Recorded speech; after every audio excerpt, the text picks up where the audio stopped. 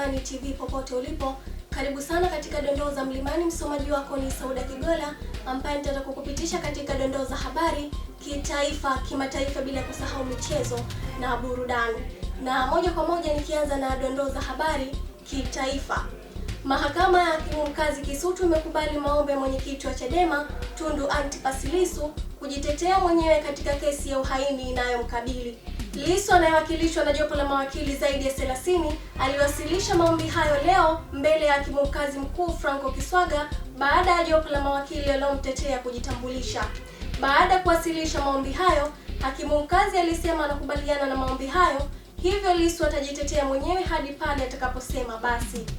Pia Hakimu Kiswaga aliutaka upande wa serikali kujibu hoja hizo, ambao wakili Nasoro Katuga alisema hawana pingamizi na mshtakiwa kujitetea mwenyewe, pia kuhusu hoja za gerezani zinazopaswa kujibiwa na magereza wenyewe. Ndugu mtazamaji wa Mlimani TV, hiyo ilikuwa ni dondoo ya habari kitaifa. Na tukiangazia kwa upande wa dondoo za habari kimataifa, vikosi vya ulinzi vya Israeli yani IDF vimewaonya kwa dharura raia wa Iran waliopo karibu na vituo vya kijeshi na viwanda vya silaha kuondoka mara moja katika maeneo hayo. Onyo hilo limechapishwa kupitia akaunti ya IDF kwenye mtandao wa X, zamani kama Twitter, ambapo imesisitizwa kuwa maisha ya raia hao yapo hatarini endapo wataendelea kuishi karibu na miundombinu ya kijeshi inayolengwa na Israeli.